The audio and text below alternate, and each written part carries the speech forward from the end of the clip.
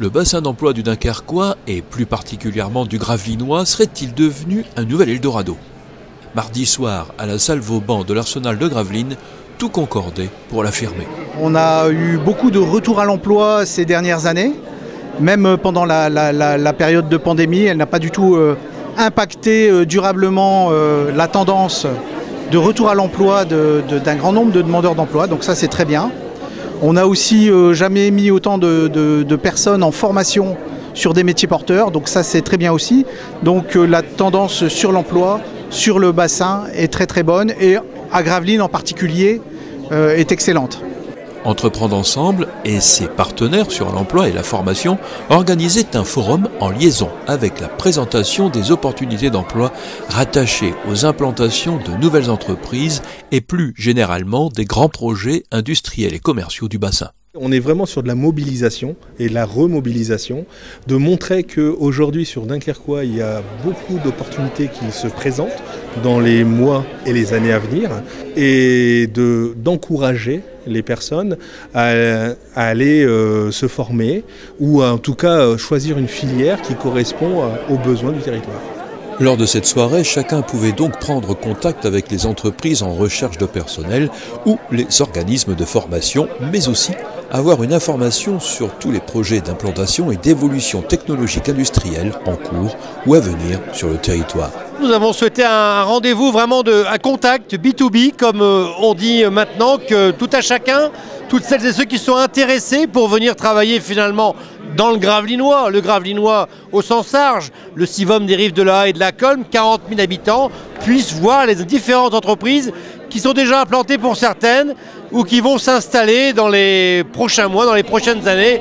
Ce sont des emplois pérennes qui arrivent avec beaucoup d'emplois donc dans l'industrie, beaucoup d'opérateurs, de techniciens, de mainteniciens dans l'industrie, beaucoup de maintenance industrielle, donc des emplois somme toute relativement qualifiés dans l'industrie, beaucoup d'emplois qui vont arriver dans le domaine de la logistique et puis avec l'arrivée de toutes ces entreprises, il y a aussi des opportunités dans le domaine du bâtiment et puis l'impact indirect de toutes ces arrivées, ça va irriguer aussi toutes les activités commerciales, tertiaires, l'artisanat, donc ça va certainement booster de manière générale l'ensemble du territoire. On parle en milliers d'emplois, effectivement. Alors après, tout ne se fera pas l'année prochaine. Il y a des perspectives de jusqu'à 16 000 emplois sur le territoire du Dunkerquois et sur le territoire du Grand Port Maritime dans les 10 prochaines années. Si le développement industriel est aujourd'hui tablé sur 10 ans, les premières entreprises sont déjà en construction et sont en pleine période de recrutement. La bonne nouvelle en prime, c'est que tout le monde a sa chance. Complètement. Et même les entreprises ne sont pas intéressées que par les jeunes. Elles sont intéressées par les femmes, elles sont intéressées par les adultes. Alors, quand je dis adultes, c'est les plus de 30 ans. Et même par les seniors.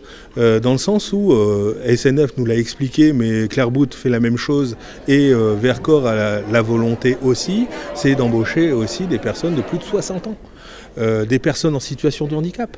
Donc on voit qu'il y a une vraie volonté d'inclusion sociale.